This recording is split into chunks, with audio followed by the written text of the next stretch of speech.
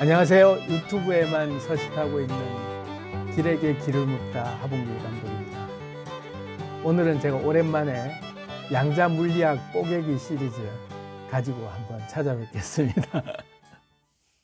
양자 물리학에 대해서 굉장히 다들 반응이 좋으시고 궁금해 하시는 것 같기도 하고, 또 양자 물리학이라는 세계가 워낙 미시적인 세계이지만 그게 우리가 살아가는 일반 거시 세계에서도 적용이 되는 비밀을 하나씩 알아보다 보면 우리가 삶을 살면서 굉장히 놀라운 어떤 또 깨달음과 또 삶에 적용을 시키다 보면 또 새로운 내 인생의 어떤 살아가는 그런 어떤 삶의 지혜를 우리가 하나씩 깨달아갈 수 있지 않을까 생각이 들어서 거시 세계와 미시 세계를 왔다 갔다 하면서 양자 물리학자들은 그 미시 세계와 거시 세계의 어떤 그 경계선이 있다.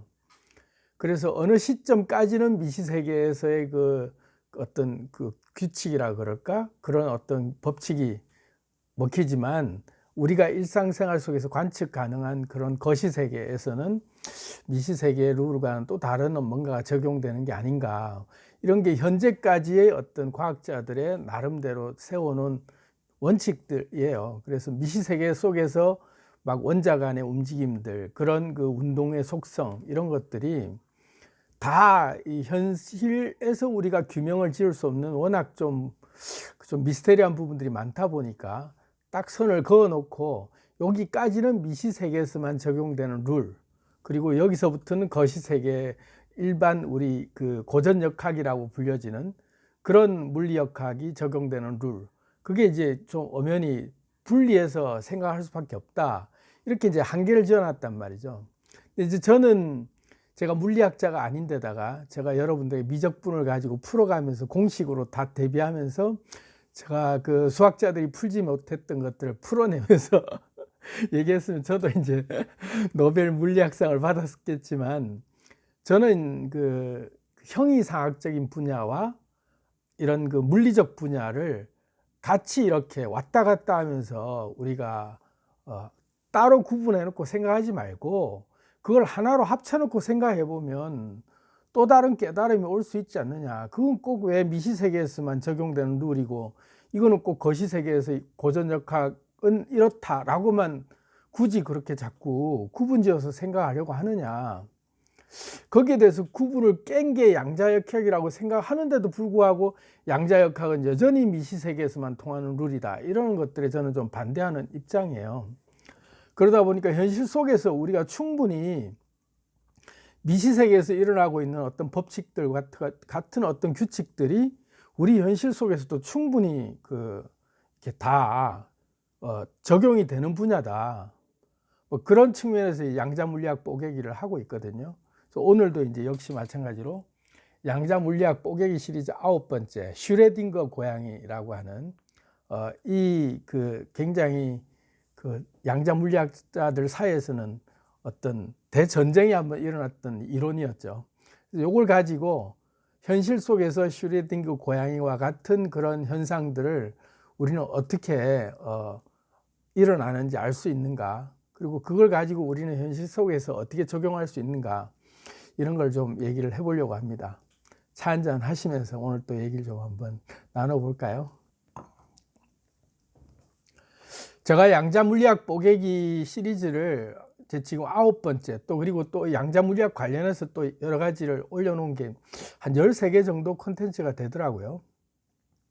동양사상을 이제 또 접목해서 종합편으로 해놓은 것도 있고, 그런데 그 양자 물리학의 그 코펜하겐 해석을 근거로 제가 쭉 얘기를 드렸지만, 오늘은 이제 코펜하겐 해석과는 정반대 논리주의자로 물리학자 중에서 슈레딩거라고 하는 물리학자가 이 닐스 보어 학파, 그러니까 코펜하겐 학파의 주장을 정면으로 반대하는 그런 이론을 가지고 주장한 그 논리예요. 슈레딩거 고양이라고 하는 그 파동함수, 그걸 가지고 이제 얘기한 주장인데,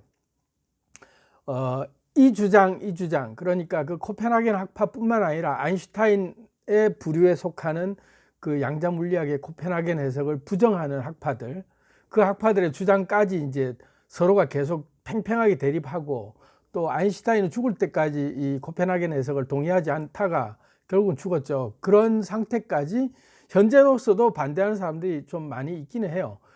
그 슈레딩거처럼.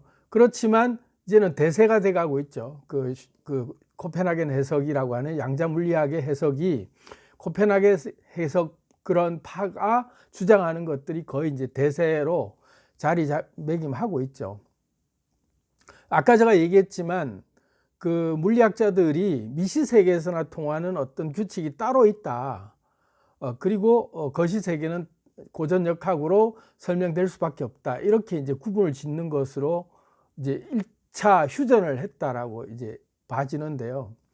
오늘 슈레딩거 고양이 제가 얘기를 하면서 저는 이제 그 거시세계와 미시세계의 경계선을 굳이 구분 짓지 않고 두 세계 다 사실은 양립하고 있는 세계가 양자 물리학에서 얘기하고 있는 것이기 때문에 그걸 가지고 우리는 탁 한번 다시 좀 아무것도 모르는, 그러니까 물리학에 대해서 아무것도 모르는 사람이 봤을 때 야, 네 말도 맞고 네 말도 맞네. 둘 다 합치야 다 바로 보이는 거네 하고 이제 얘기할 수 있는 입장에서 제가 얘기를 좀 풀어보려고 해요. 그 달리 얘기하면 그 양자 물리학의 속성상 입자로도 존재하고 있고 파동으로도 존재하고 있는데 이 두 가지가 중첩돼 있다. 그러니까 입자와 파동의 상태가 중첩돼 있는 상태다. 그게 코펜하겐 해석파의 그 주된 그 주장이란 말이죠.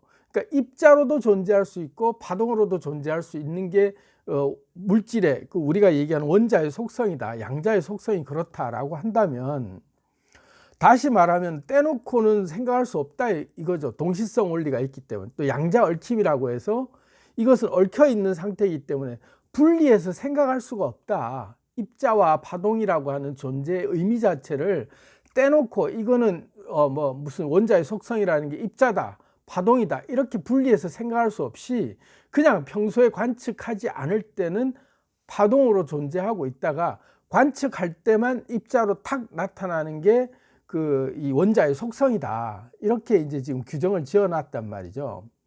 그걸 달리 또 얘기를 하면 우리가 이제 영혼이다, 물질이다, 이렇게 정신이다, 그 다음에 이제 우리가 보여지는 현실 세계다. 이렇게 구분 지어지는 것 자체도 알고 보면 중첩 상태에 있는 거죠. 엄격히 따지면. 그러니까 이걸 이제 우리는 거시세계에서는 다른 얘기다라고 얘기할 수 있지만 엄격히 따지면 잘 보자고요. 우주라고 하는 하나의 거대한 거시세계에서 봤을 때 우리라고 하는 한 몸 또는 심지어 지구라고 하는 이 하나의 행성조차도 원자 정도밖에 크기가 안 되는 미시세계란 말이에요. 우주의 관점에서 봤을 때는 지구라고 하는 별 자체가 미시세계 원자와 같은 크기 정도밖에 안 되는 정말로 지극히 작은 입자예요. 그러면 거시세계라고 하는 것이 어디까지가 거시세계로 우리가 구분을 지을 거냐 보면 우주와 지구를 놓고 보면 또는 우주와 우리 인간을 놓고 보면 우리는 원자 한 알갱이에도 지나지 않는 그런 미시세계에 살고 있는 우리는 먼지 같은 존재란 말이죠. 우주 입장에서 우리는 미시세계 존재이기 때문에 미시세계의 물리법칙이 그대로 통할 수 있다라는 입장에서는 왜 우리가 받아들일 수 없냐 이거죠. 우주의 관점에서 보면 우리는 미시의 그런 세계 속에서도 그보다 더 작은 미시세계 속의 입자이란 말이에요. 그 우주 자체도 또 수많은 다중 우주가 또 존재한다고 봤을 때는 그 전체로 다 놓고 보면 진짜 우리는 원자 알갱이 하나에 지나지 않는 그런 소립자란 말이에요. 미립자란 말이죠. 아예 그냥 존재하지도 않는 것 같은 존재. 그런 상태에서 우리의 그 물리적 속성이라고 할까? 그런 그 에너지 속성은 물질과 에너지가 동시에 존재하고 있는 그런 미시세계의 룰이 그대로 적용되고 있다라고 봐도 무방한 거예요. 우주의 입장에서 보면. 그럼 우리가 뭐 오만하다고 우리가 뭘 대단하다고 우리는 거시세계에 살고 있기 때문에 미시세계 룰은 통하지 않는다. 미시세계는 원자 같은 우리 눈에 보이지 않는 정말 극히 미세한 작은 어떤 알갱이의 세상은 또 다른 물리법칙이 존재할 수밖에 없다라고 그렇게 굳이 구분 짓는 것 자체가 물리학이라고 하는 또는 물질을 가지고 연구하는 근간의 근본적인 메커니즘의 한계가 딱 그까지가 한계다라는 거죠. 왜냐하면 물리학이라고 하는 자체가 현상으로 드러나는 것들을 공식화해서 수학적으로 증명해낼 수 있는 학문이 물리학이잖아요. 그러다 보니까 눈에 보이는 것들로 증명해내고 그걸로 풀어낼 수 있어야만 물리학이 될 수 있고, 안 그러면 다 종교로, 철학으로, 사상으로 또는 유사과학으로 그렇게 아예 탁 제껴놔 버릴 수밖에 없는 한계가 있기 때문에 물질로만 규명하려고 하니까 에너지라고 하는 게 규명이 안 되는 거예요. 제 말 이해되시나요? 그러니까 양자 물리학자들의 한계가 뭐냐면은 물리학이라는 속성만으로 자꾸 그걸 규명하려고 하다 보니까 물리학의 반쪽 가지고 해석을 암만 해봐야 반쪽을 떼놓고 해석할 수 없다라는 원리를 얘기해 놓고도 심지어 양자의 속성이라는 게 얽혀 있고 에너지, 파동과 입자로 동시에 존재하고 있고 이것은 떼놓고 분리해서 이거는 측정할 수 없다라고 얘기하면서도 불구하고 물리학의 원칙을 얘기하라 그러면 양자 물리학은 미시세계에서나 적용되는 거다라고 얘기하는 논리 자체가 우습다는 얘기죠. 그 자체 발상이 반쪽짜리 발상을 하고 있다. 그래서 우리는 넓게 봐야 된다는 거죠. 넓게 보다 보면 그래 맞아, 미시세계에서 적용되는 룰 자체가 알고 보면 거시세계라고 하는 것 자체의 개념도 계속 프랙탈 원리처럼 쪼개고 더 들어가면 그 안에 또다시 또 미시세계가 존재하고 또 미시세계가 존재하는 그런 세상이 계속해서 프랙탈 원리처럼 그렇게 계속 중첩되고 있는데, 그걸 딱 떼놓고 물질, 그렇게 해서 우리가 관측할 때 드러나는 물질의 그 어떤 물리 법칙만 가지고 규명하려고 하니까 해석이 안 되는 게 너무나도 당연한 거죠. 이거는 합쳐놓고 봐야 된다. 그래서 제가 이제 얘기를 처음에 해서 반응들이 다들 좋으시고 호응이 좀 있으신 게, 양자 물리학이라고 하는 그 물리학과 동양사상이라고 하는 형이사학적인 부분, 에너지, 정신, 영혼, 그리고 우리가 얘기하는 도, 뭐 이렇게 얘기되는 우주의 기운이라고 얘기되는 그런 것들로 또 풀어낸 동양사상과 물질로만 딱 규명되는 그런 어떤 물리 법칙을 두 개를 합쳐놓고 봐야만 비로소 만물이라고 하는 에너지의 근간이 되는 원리가 보인다라는 것들이 제가 처음에 설명드렸던 양자 물리학과 동양 사상을 합쳐놓고 보였을 때 6가지 우주의 놀라운 비밀이 있다라고 얘기했는데, 사실 그게 6가지 뿐이겠어요? 모든 우주의 비밀이라고 하는 게 이제까지 우리는 반쪽짜리로만 규명을 하려고 하는 거죠, 항상.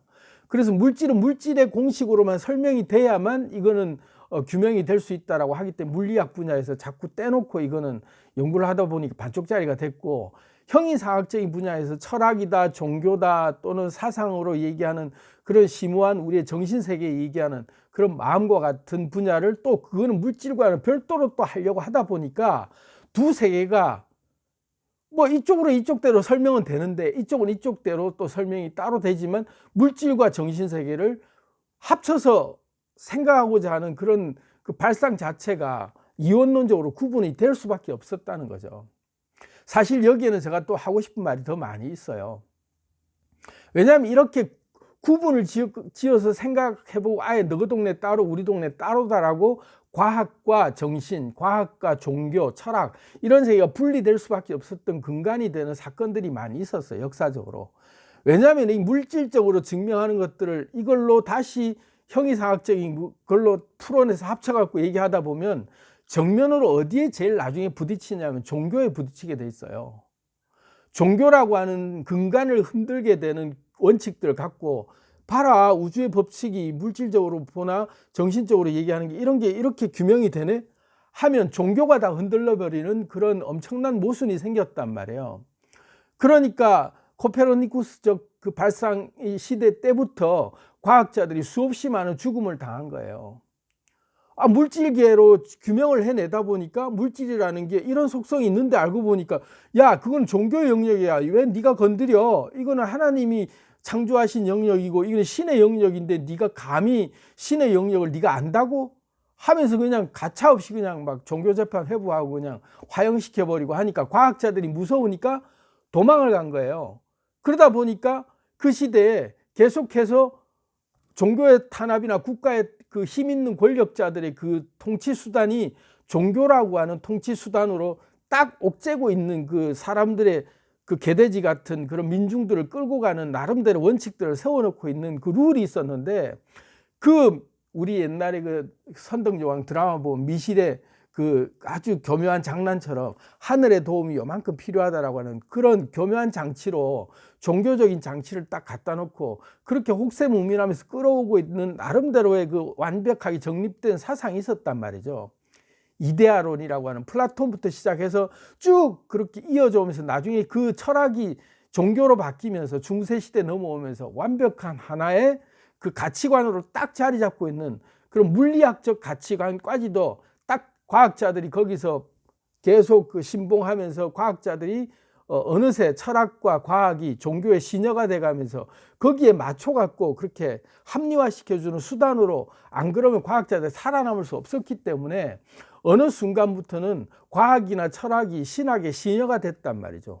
국가 통치자들의 신여가 돼서 그것을 넘어가는 실험 결과들을 내놓으면은 자칫하면 이단으로 몰려서 죽을 수 있기 때문에 자꾸 이제 분리시키려고 했던 시도가 있었단 말이죠. 그러다 보니까 점점 분리되다 보니까 물질계에서 연구하는 거는 우리끼리 그냥 물질계 연구하는 거다. 우린 정신하고는 상관없다. 우리한테 정신을 얘기하지 마라. 우리는 그런 고고하고 막 신학적인 얘기 우린 잘 모르겠다. 하나님은 너희들끼리 얘기하고 우리는 물질만 연구할게 하고 어느 정도 합의를 이뤄내면서 분리되기 시작한 거예요, 서서히. 그러니까 과학자들이 비겁한 거죠, 사실을 알고 보면. 과학자들이 그런 이성이나 이런 것들을 냉철하게 생각해 보니 종교에서 이해하고 있는 이런 형이상학적이라고 하는 에너지 분야에서의 그런 물리 법칙과 에너지 법칙들을 합쳐놓고 보면은 뭔가 이런 다른 답을 또 낼 수 있는데, 그러다 보면 딱 에너지체로만 정립되어 있는 거시세계라고 얘기되는 분야들, 그런 분야들로 딱 볼 때는 물질계로만 딱 보여지는 고전역학이 지배하고 있었고, 미시세계라고 하는 건 눈에 안 보이는 세계니까 그거는 그냥 두리뭉술을 해가지고 그냥 형이상학적인 분야다. 이거는 정신적인 분야고 이거는 신적인 영역이니까 우리 인간의 법칙으로는 해결이 안 된다. 물리 법칙으로는 이거는 건드리면 안 되는 분야다고 어느새 선을 그어놓고 타협을 했단 말이에요. 그러다 보니까 오랜 기간 동안 그게 고착화되다 보니까 그게 아직까지 한계가 있는 거예요. 학자들이 아직도 제가 이런 얘기하면 굉장히 욕을 할지 모르겠지만 저는 그건 정확하게 비평을 할 수 있어요.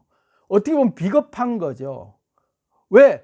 자기가 깨달은 바를 용기 있게 얘기할 수 있어야 되는데, 물리학적으로는 그렇게 물질적으로 규명되는 것은 물질 세계에서의 고전역학으로만 우리가 규명할 수 있는 것은 그냥 그걸로 끝내야 된다. 그리고 미시세계는 우리가 알 수 없는 영역이다. 이렇게까지 탁 규정 지어놓고 이 세계 규칙은 다르다라고 얘기해버리면 답이 없는 거예요. 저는 계속해서 양자 물리학 뽀개기를 하면서, 물론 제가 기존 물리학자들이나 위대한 과학자들의 그 업적을 제가 폄하하려는 게 아니에요. 하지만 지금 시대는 과학자들이 좀 더 용기 있어도 된다. 좀 더 자기 할 소리를 해도 되는 시대가 왔다라는 얘기를 드리고 싶은 거죠. 왜냐하면 이제는 이런 주장을 한다고 해서 종교적인 탄압을 가해가지고 막 누구를 화형시킨다든지 무슨 국가적으로 추방을 시킨다든지 무슨 그런 그 옛날 종교시대 때처럼 파문을 시킨다든지 이런 그런 그 어떤 법적인 강압적인 장치들을 하지 않잖아요. 물론 연구비를 주지 않고 뭐 이런 그 자기 경제적인 부분들을 박탈당하고 이럴 수도 있겠지만, 그렇더라도 좀 더 용감하게 주장할 수 있어야 된다라고 저는 생각을 해요.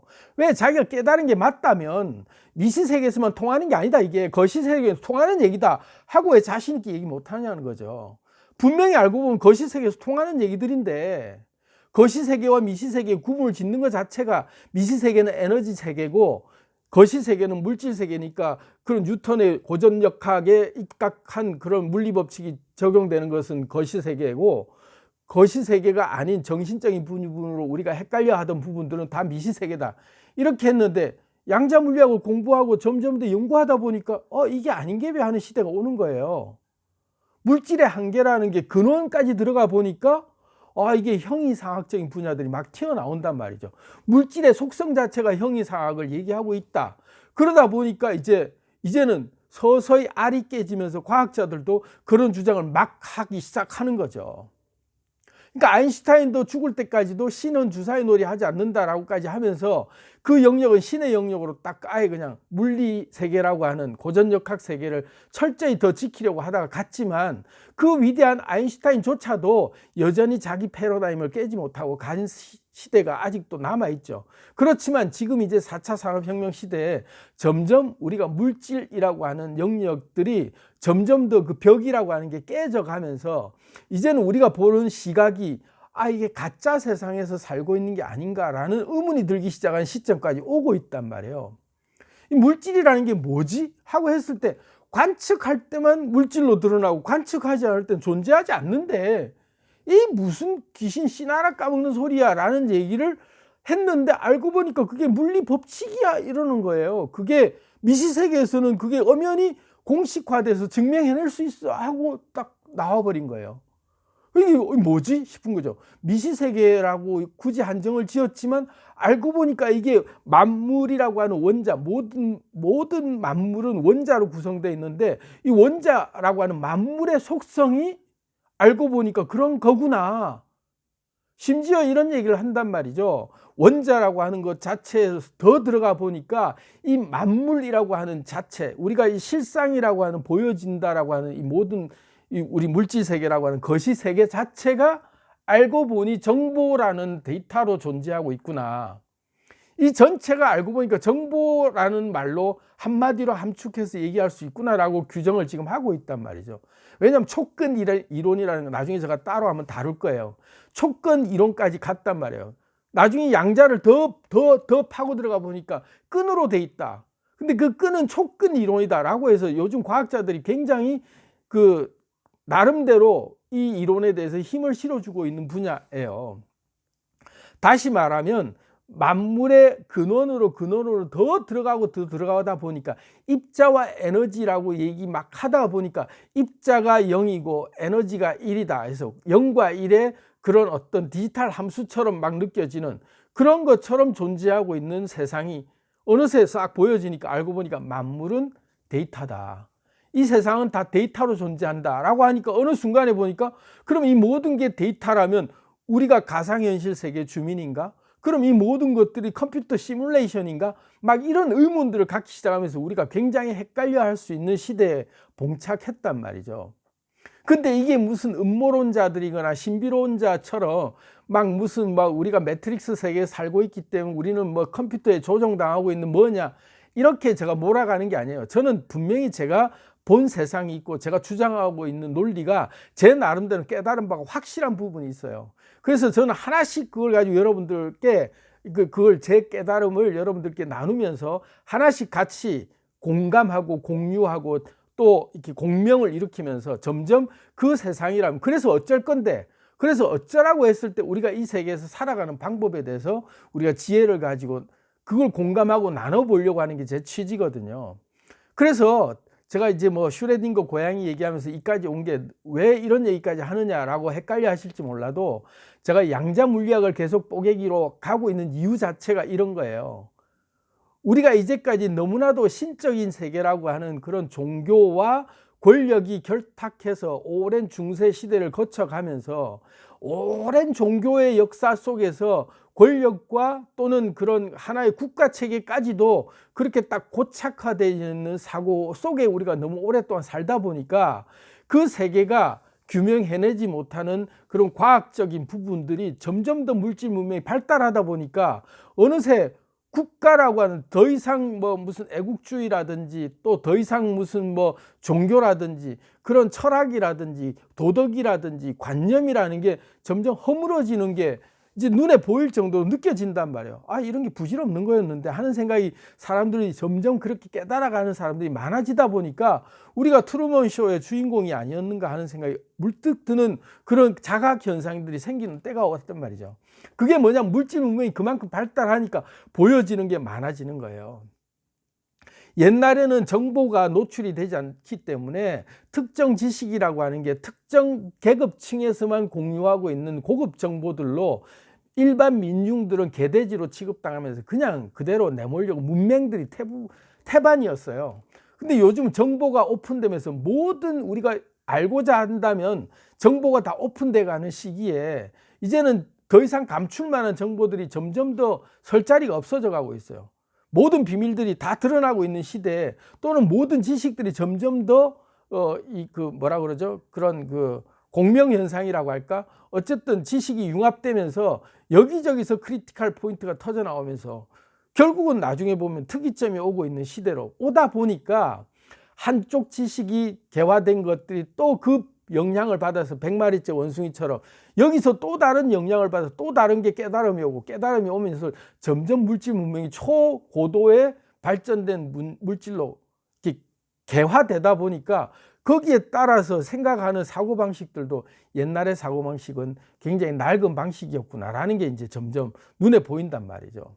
그래서 이제는 더 이상 종교라고 하는 것이 우리를 그렇게 억압하고 속박할 수 없다는 게 점점 눈에 보이기 시작해요. 옛날에는 종교 지도자들이 절대적이었고, 굉장히 종교라는 게 죽음을 앞세워 가지고 내세다, 천국이다, 지옥이다, 이런 말로 우리를 탁 그렇게 엇박지르면 우리가 꼼짝없이 그냥 그렇게 내몰려야 되는 시대에 살았는데, 이제는 더 이상 그런 신라 시대 때 그 미시리 같이 그렇게 혹세무민하는 그런 아주 더러운 그런 어떤 정치, 종교 결탁된 그런 세력들에게 우리는 속지 않아도 될 만큼의 의식들이 깨어가고 있단 말이에요. 신으로 자각하는 게 서서히 느껴지다 보니까 이제는 그런 말들이 좀 안 들어오는 거예요. 그래서 종교를 점점 떠나고 있어요, 사람들이. 어느 종교 영역이든 마찬가지예요. 어느 특정 종교만 딱 해서 여기가 이단이고 점점 엉터리 종교였구나 하고 떠나는 게 아니라, 모든 종교에서 다 그런 현상들이 다 같이 느껴져요. 그리고 성직자라고 하는 그런 인간들이 행하고 있는 짓거리들을 보면서, 저런 더러운 짓거리들을 하고 있구나, 도대체 존경받지 못하는 인간들이구나 하는 말들이 점점 더 눈에 보이기 시작한단 말이에요. 왜? 저들이 거룩한 인간들이 아니고 우리랑 똑같은 속물들이구나라는 게 느껴지는 시대가 온 거예요.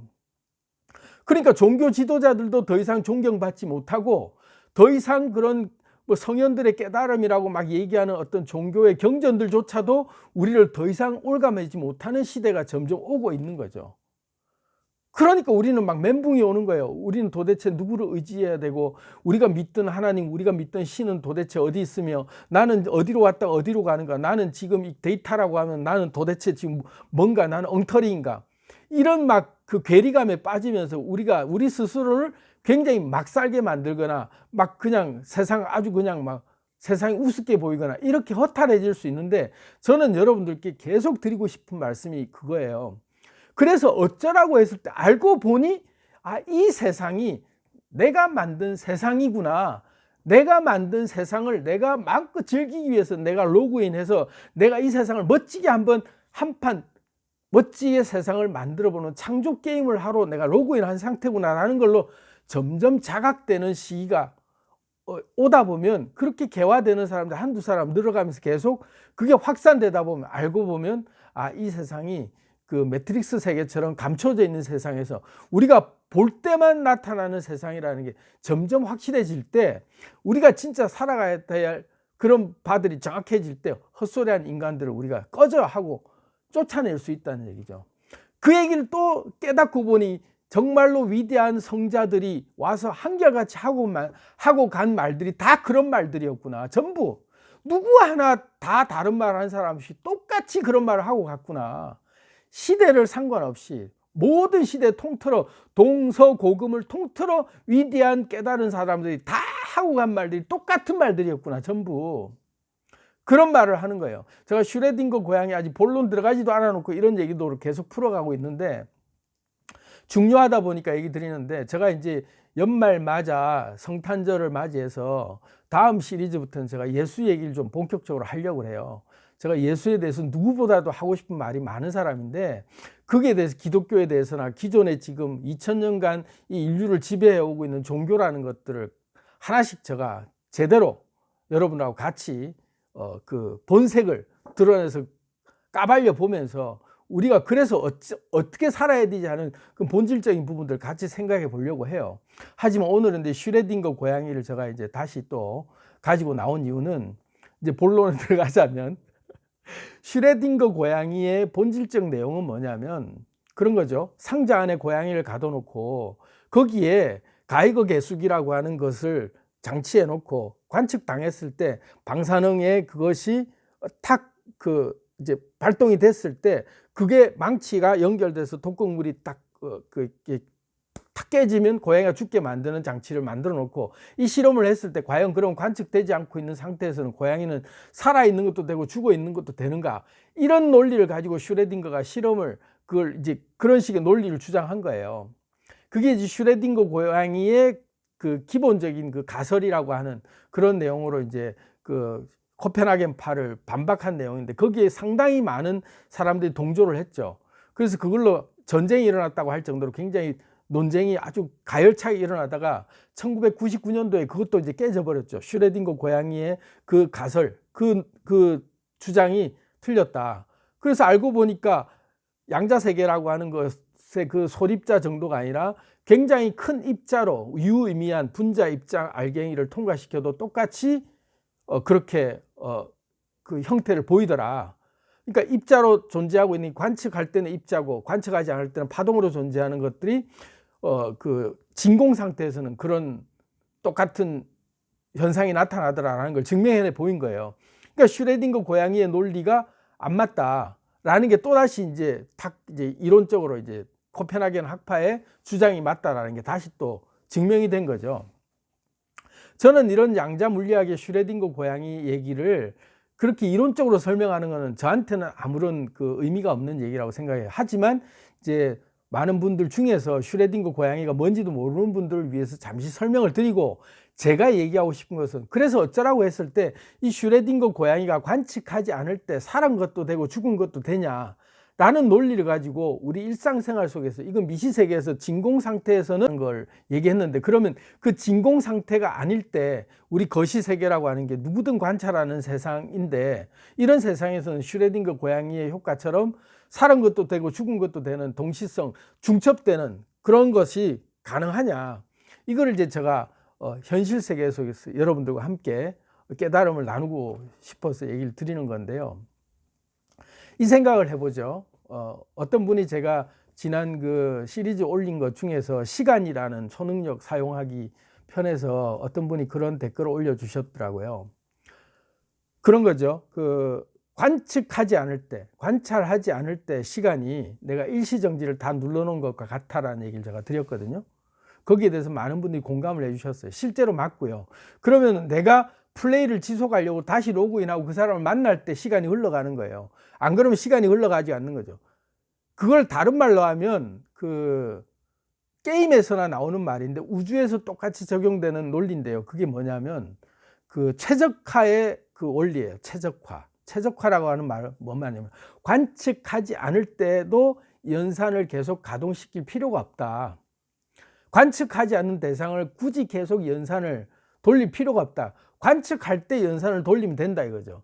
그럴 때 관측하지 않은 것들은 다 생략하는, 그것을 컴퓨터 시뮬레이션을 돌릴 때 과부하가 걸리지 않게 하는 그런 원리처럼, 프로그래밍을 만드는 사람들에게는, 프로그래머들은 기본 원리예요. 최적화를 잘못하면 발적화라고 하는데, 그러면 계속 시스템이 과부하가 걸리죠. 왜? 관측하지도 않는 것들을 계속 그걸 렌더링 돌리면서 계속 그게 실제로 시뮬레이션이 돌아가고 있다고 생각하면 얼마나 수많은 변수들이 계속해서 관측을 하면서 관측되지도 않는 것들을 계속 관측됐다는 전제하에 돌려야 될 이유가 없잖아요. 자원 낭비죠. 그냥 관측하고 있지 않을 때는 없다 치는 거예요. 없다. 그러니까 계산을 되지 않는 거죠. 계산되지 않고 그냥 놔놓는 거예요. 의식이 없는 거죠. 그러면 우리 일상생활 속에서 우리가 살아가고 있는데 의식하지 않는 것들을 우리가 굳이 뭐는 지금쯤 뭐 하고 있을까, 어디쯤 가고 있을까, 노래처럼 궁금한 사람을 계속 궁금해하면서 어디쯤 가고 있을까를 모든 게 궁금해요 하고, 이선희 노래 있잖아요. 달 밝은 밤에 그대는 무슨 생각하나요 하고 계속 물어보고 계속 고민할 수 있죠. 그 생각하는 자체가 관측하는 행위예요. 그 사람이 무엇을 하고 있을까 늘 궁금해하고 하는 것은 늘 그 사람을 관측하고 있는 거죠. 그럼 그 사람이 늘 내 레이더망에 들어와요. 그것은 내가 렌더링하고 있는 중이죠. 계속 관측하고 있는 중이에요. 본다고 해서 관측하는 것이고 보지 않는다고 관측하지 않는 게 아니라니까. 의식한다는 그 자체가 관측하는 거죠. 그 대상은 존재하고 있는 대상이에요. 그런데 내가 관측하지 않는 대상이라는 말은 무슨 말이냐면 의식조차 하고 있는, 1도 의식하고 있지 않는 지구상 저 반대편에 모기 새끼 한 마리 날아가고 있는 그 뭔가의 생물 하나를 내가 의식을 하나요? 그것은 존재하지 않는 생물이에요. 엄연히 존재하고 있다라고 우리가 규정을 지을 수 있지만 그 존재 자체를 아예 생각지도 안 하고 있는 존재들이 대부분이라고요. 우리가 살아갈 때 우리의 관측 범위 내에 있는 모든 존재들이라고 하는 게 사실 알고 보면 우리 일생생활 속에서 최적화돼서 우리가 다 생략시켜 놓고 우리 눈앞에 물질로 드러나게 보여지는 존재들은 몇 개 안 돼요. 우리의 인간관계가 70억 인구 중에 우리 몇 명이나 알고 있을까요? 내가 안다라고 하고 있는, 인지하고 있는 인물들이 몇 명이나 될까요? 직접 물리적으로 몸을 부딪혀서 직접 접촉하고 있는, 직접 생활 속에서 마주치는 대상만 알고 있는 사람이 아니라 책을 보거나 TV를 보거나 그 어떤 상태로든 간에 내가 그 사람 얼굴을 알고 있고 그 사람 형태가 기억난다. 저기 무슨 내가 베트남을 갔는데 베트남에 누구가 갑자기 기억이 났다. 그럼 그 사람은 존재하고 있는 사람이지만 베트남도 존재하고 있는 어떤 땅이죠. 그렇지만 그 어느 나라, 그 어떤 내가 한 번도 가보지 않은 나라에 그 이름도 모르는 누군가가 얼굴에 떠오를까요? 안 떠올라요. 70억 인구 중에 그렇게 따지면 생략되고 난 다음에 우리는 알고 보면 70억 인구가 다 존재한다고 하는 가상의 어떤 그 허상의 이미지로만 그렇게 그냥 생각해 놓고 뭉뚱그려서, 그렇지만 실제로 내 인생에 접점이 있는, 인연이 되거나 인지하고 있는 정도급에 되는 인구의 숫자는 몇 명이나 될까요? 누가 그런 조사를 했더라고요. 그 자기 일생 동안 살아가면서 자기 지인이라고 하는 인맥 관계를 정리해 보면 몇 명이나 될까? 수첩 속에 기록되어 있는 사람. 전화번호, 우리 핸드폰 전화번호 저장되어 있는 사람. 500명 되는 사람이면 그런 대로 꽤 많은 사람이에요. 그렇게 많지 않아요. 우리 일상생활 속에서 내 전화번호에 기록돼서 언제든지 카톡하고 연락하고 만나고 하는 사람들의 그 리스트를 보면요. 500명이 안 넘어요.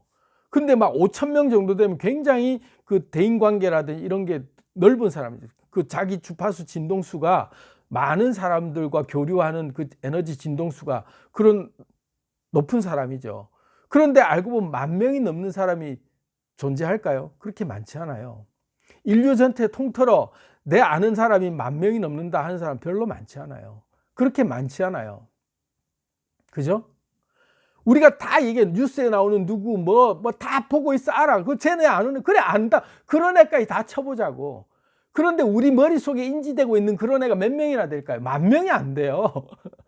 그렇게 다 일일이 아는, 트럼프 대통령까지 포함해서 아는 세계 각국 정상들부터 막 뉴스 속에 나오는 그 모든 인물 다 틀어서 우리 속에 내리에 기록되고 있는 사람이 10,000명이 안 넘는다니까.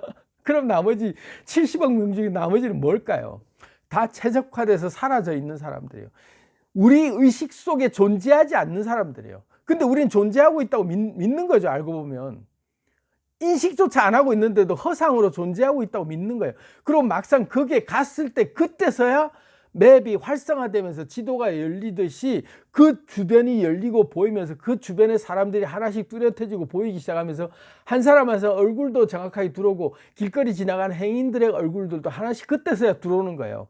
그때서야 존재하고 있는 사람들이 되는 거예요. 어딜 갔을 때 만날 수 있는 사람들, 그런 사람들은 거기에 가야만 존재하는 사람들인 거죠. 그럼 의식하고 있지 않을 때는 존재한다, 안 한다? 안 한다. 의식 상태 속에서 존재하지 않을 때는 존재하지 않는 사람이에요. 우주상에서는 그렇게 처리한다고요. 최적화시켜버렸다는. 최적화시키지 않으면 우리가 70억 인구를 다 걱정하면서 그 사람은 뭐 할까? 그 수없이 많이 들어오는 데이터를 우리가 처리하지 못하기 때문에 뇌에서 과부하 걸려갖고 터져버려요. 생활이 안 된다니까. 그러다 보면 뭐냐면 교감신경계가 활성화되면서 극도의 긴장 상태가 되면서 잠을 못 이뤄요. 수많은 에너지, 수많은 정보들이 계속 들어오고 있으면 우리가 불면증에 시달릴 뿐만 아니라 터져버려요. 이명같이 온갖 데이터가 다 들어오니까 오만 소리부터 오만 형상부터 다 떠오르기 시작하면 못 살아요. 터져 나가버리죠. 실제로 몸이 터져 나가버려요. 그렇게 해서 에너지가 분산 확 퍼져나가 버리죠. 왜? 물질계로 더 이상 존재할 수 없는 상태가 돼버리니까.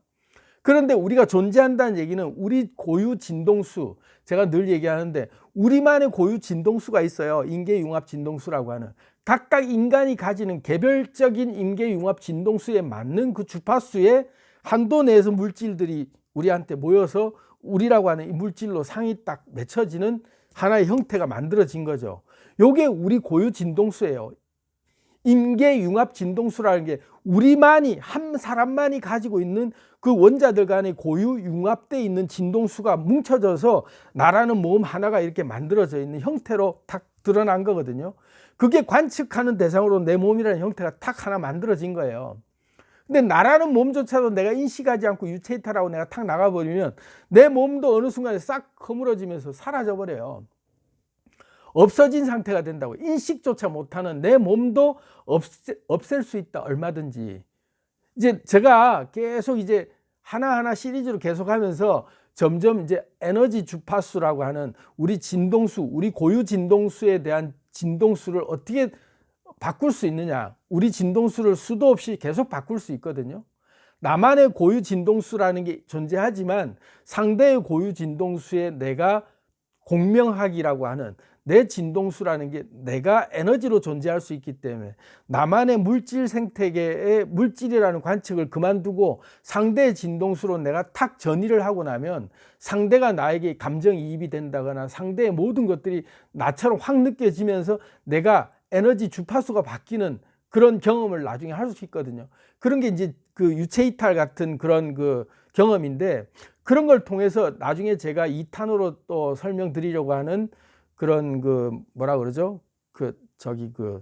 자기 치유할 수 있는 힐러로서 각성하는 2단계 제가 이제 말씀을 한번 드릴 텐데, 여러분들이 아직 1단계 단계에서 에너지 공명이라고 하는 나만이 고유 힐러로서 내 몸 하나 정도 치료할 수 있는 그런 그 에너지 공명을 느껴보는 훈련이 조금 더 되고 나면 2탄을 언젠가 제가 설명을 드릴 거예요. 그러면 이제 완전히 에너지 진동을 느끼는 그 감각계를 느끼는 집중적인 얘기들 제가 드릴 거거든요. 근데 이런 얘기랑 이제 같은 얘기죠. 내가 인식하고 있지 않을 때는 존재하지 않는다. 그거를 우리가 이제 받아들일 수 있어야 되는 거죠. 슈레딩거 고양이처럼 진공 상태에서나 관측이 가능하다라는 게 아니라 우리 세계 자체가 미시세계이기 때문에 우주의 입장에서 보면 우리라고 하는 그 메커니즘도 똑같이 그렇게 돌아가고 있다. 그러면 내가 예전에 제가 경험했던 건데요. 파주시를 가면 신도시 막 한참 건설할 때 거기를 제가 한 번씩 갈 때가 있었는데, 가다 보면요. 갈 때마다 뭐 한 보름 정도? 뭐 어떤 때는 뭐 짧게는 막 한 일주일인가도 안 됐는데 가다 보면 길이 바뀌어 있고 막 지도가 계속 바뀌어. 수시로. 그러면 예전에 제가 파주를 왔다 갔다 하고 늘 거기를 생활처럼 살 때의 그 느낌의 도시라는 게 인상에 딱 제가 기억하고 있는 그 도시의 이미지가 있단 말이에요. 그런데 그때는 내가 거기를 가보지 않았을 때는 항상 그 도시로 존재하고 있는 거죠. 그죠? 슈레딩거 고양이처럼 그 고양이가 항상 거기에 존재하고 있다는 생각으로 딱 내가 굳어져 있으면 그 도시는 항상 그대로 존재하고 있어요. 근데 어느 날 가보니까 완전히 바뀌어 있어. 완전히 딴 도시가 돼 있는 거예요. 그런데 내가 거기를 관측하고 가기 전에 그 도시가 그렇게 바뀌어 있는 도시다 아니다라는 게 결정이 돼 있다라고는 하지만 내 머릿속에는 어떤 도시로 존재할까요? 예전에 그 도시로 존재하는 거예요. 멈춰 있는 거죠. 시간도 멈춰 있고 그 고양이 자체가 산채로 존재하고 있거나 죽은 채로 존재하고 있거나라는 게 내가 관측한 그 대상의 입자로 그대로 있는 거예요. 그런 현상들이 우리가 살면서 수도 없이 많거든요. 우리가 뭔가를 봤다라고 하는 것들이 그 보고 난 다음에 잊어버리고 있는 존재들이 대부분인데, 그때 떠오르면 우리는 그때의 상으로 기억하고 있어요. 그죠? 지나가고 바뀌어 있음에도 불구하고 엄연히 완전히 바뀌어 있고 없는데도, 허물어지고 없는데도 불구하고 우리는 그곳에 그것은 항상 존재한다라고 우리는 물질화 시켜놓고 딱 보고 있단 말이에요. 뭔 소리야, 거기 그거 있어 라고 얘기한단 말이에요. 근데 알고 보면 뭐다? 없어지고 없다. 이미 그거는 없는데, 그거는 뭔 소리야, 내가 분명히 봤는데 가보니 없는 거죠. 그런 것처럼 우리가 보고 있고 존재하고 있다라고 믿고 있는 것조차도 우리가 인지하고 있지 않는 사이에 그것은 사라졌지만 우리가 인지하고 있다는 것조차도 우리가 정확하게 알고 있는 상태가 아니다. 계속 바뀌고 있는 상태인 거죠. 그렇기 때문에 슈레딩거 고양이의 그 주장 자체가 우리가 일상생활 하면서 관측하고 있지 않을 때는 거기에 존재하지 않는 것과 같다. 그리고 산 채로도 있을 수도 있고 죽은 채로도 있을 수 있는 그 두 가지가 다 중첩된 상태다라는 게 똑같이 어떤 분이 댓글에다 그런 얘기 하셨어요. 시간이 내가 일시정지 눌러놓고 내가 그냥 있다면 그 사람은 그대로 존재하고 있어야 되는데 어느 날 만나보니 팍 늙어 있다거나 아니면 이 사람 죽었다거나 뭐 어떤 바뀌어 있는데 내가 분명히 나는 내 기억 속에 일시정지 시켰는데 왜 이 사람 시계는 멈추지 않고 돌아갔느냐, 이런 이제 댓글로 의문을 좀 남겨주셨어요. 물론 제게 무슨 어떤 악의성 댓글을 다신 게 아니기 때문에 제가 오늘 굳이 이렇게 답변을 드리는 건데, 그 원리가 똑같이 적용되는 거예요. 인계융합 진동수처럼 내 시계가 멈추라고 한다고 해서 상대의 시계도 멈췄다라고 얘기해서 상대 시계를 멈춘 게 아니라 내 시계를 멈춘 거죠. 그죠? 그런데 나는 분명히 멈춰 있다고 생각했는데 그 상대 시계가 진행됐어. 그 상대 시계는 갔어요. 가보니까 한참 흘러가 버렸네. 근데 나는 여기서 멈췄다고 생각했는데 상대는 간 꼴이 되잖아요. 그러면은 물질이라고 하는 게 내가 인식하고 있지 않을 때는 사라지거나 내가 일시정지를 누르면 흐르지 않아야 되는데 왜 저 시계는 흘렀을까? 이렇게 이제 의문을 이제 생각하실 수 있잖아요. 물론 거기에 대해서 두 가지 측면에서 제가 논리를 설명을 드릴 수 있어요. 하나는 내 세계에서 내가 인지하고 있지 않는 상태. 그러니까 일시정지를 눌러놓고 내가 잊어버린 상태이죠. 그러면 거기는 이미 양자는 거기에 입자는 소멸된 상태예요. 그리고 다시 봤더니 이 사람은 시간이 이만큼 흘러서 이런 형태로 이런 상황으로 이만큼 뭔가가 진행되고 있더라라고 하는 게 하나의 물리법칙처럼 또 하나가 뭔가 진행되고 있는 그림이 내가 생각하지 못한 변수가 생겼잖아요. 그걸 달리 말하면 불확정성 원리인 거죠. 나는 이렇게 얘기했지만 얘가 여기에 존재할 수 있는 확률, 여기에 존재할 수 있는, 이럴 수도 있고 이럴 수도 있는 확률에 의해서 얘는 얼마든지 다른 존재로 바뀔 수도 있는 거다 라고 받아들일 수 있어요. 하지만 가장 엄격히 얘기하면 내가 인식하고 있지 않을 동안에는 스톱하고 있는 게 무조건 맞는 거죠. 정지된 상태에서 내가 진행을 했을 때 내 상이 얘가 왜 이렇게 늙었을까? 얘가 왜 이렇게 무슨 내가 스톱시켰는데 얘는 이렇게 뭐 갔을까? 주식은 뭐 가만히 있으라고 했는데 왜 떨어질까? 이런 의문을 얘기하셨는데, 그것은 내 세상 속에서 내가 주식이라고 하는 것 자체가 아예 등락이라고 하는 것 자체를 보고 싶다라고 해서 그 상태에서 그 상을 하나를 또 보기를 원했을 때 그 현장이 드러난 거잖아요. 또 내가 그 친구를 다시 만나고 싶다 했을 때 10년 후에 다시 만날 수도 있는 거고. 근데 생각 안 났을 때는 그 친구는 영원히 내 인생에서 아웃되고 사라져서 평생 못 만나는 친구로 없어질 수도 있어요. 기억이 1조차 안 나고 사라질 수도 있다고요. 두 가지가 다 존재할 수 있는 거죠. 불확정성 원리처럼. 꼭 이렇게만 존재해야 된다는 법이 없는 거죠. 그냥 받아들이는 거죠. 왜? 이 관찰자 효과라는 게 탁 적용됐을 때 상대의 입자가 내 광자에 의해서 또 다른 변이가 얼마든지 생길 수 있다. 관측 행위에 의해서 얘가 얼마나 달라질 수 있는 거죠. 그렇지만 관측하지 않을 때는 관측을 하지 않기로 생각을 한다라는 게 아예 인식 자체 안 하는 거잖아요. 그 상태는 애초부터 멈춰버린 거죠. 없는 거예요. 인식 상태에서. 그리고 내가 다시 만날 때는 얼마든지 이어서 진행할 수 있는 거예요. 약간 이건 좀 다른 논리로 풀어야 될 부분이 많기 때문에 다른 주제를 가지고 얘기할 때 한 번 더 풀어서 설명을 드릴게요. 근데 오늘 제가 얘기 드리고 싶었던 슈레딩거 고양이 얘기는 그런 거죠. 우리가 생각하고 관측하려고 했을 때 존재가 어디에 분명히 뭔가 존재한다 안 한다라는 것들을 가지고 놓고 미시세계에서는 그게 존재할 수도 있고 안 할 수도 있다. 그 두 가지가 다 중첩된다라는 논리를 미시세계에서만 그렇게 주장할 수 있는 것이 아니다. 현실 세계에서도 우리는 내 생각이 보니까 알고 보니까 걔가 그 자리에 있을 수도 있고 늙었을 수도 있고 걔는 죽었을 수도 있고 살아있을 수도 있고 그렇게 생각이 되는 거죠. 왜? 만나보기 전까지는. 그런 거예요. 딱 팩트만 놓고 얘기하면 그거죠. 우리 현실 세계 속에서 슈레딩거 고양이처럼 만물이 다 관측하기 전까지는 이럴 수도 있고 이럴 수 있는 수많은 변수들은 내가 관측하기 전에는 알 수 없는 상태지만 이럴 수도 있고 이럴 수도 있는 그런 가설이 항상 존재하고 있는 거죠. 근데 비로소 관측하면 어떤 결과 하나가 딱 굳어지는 거죠. 어떤 결과 하나로 드러나는 거예요. 그게 우리 상이 맺어놓은 상태에서 우리가 원하는 모양대로 탁 보여질 수도 있고, 불확정성 원리처럼 아예 다른, 내가 관측 행위에 의해서 얘가 달리 다른 반응으로 다른 형태로 존재할 수도 있다. 그런 그게 양자 물리학의 세계인 거죠. 이제 좀 정리를 하자면 양자 물리학 뽀개기를 제가 다시 쭉 얘기하면서 여러분들과 함께 꼭 제가 주장하고 싶은 게 그런 거예요. 양자 물리학이라고 하는 미시세계에서만 통하는 그런 그 법칙, 규칙 또는 그런 공식이, 물리학 법칙 같은 미시세계 물리학 법칙이 이 현실 세계를 살아가는 우리 세상 속에서 적용되지 않는다라고 아예 딱 선을 그어놓고 그렇게 우리가 딱 그 별도로 생각할 게 아니라, 미시세계와 거시세계라고 하는 구분 자체가 알고 보니까 미시세계는 형이상학의 세계로 우리가 이때까지 딱 그냥 그 정신이니 에너지니 종교니 철학이니 얘기했던 그런 에너지 형태의 어떤 얘기들만 규정지었던 세계를 우리가 다른 말로 미시세계라고 해왔구나.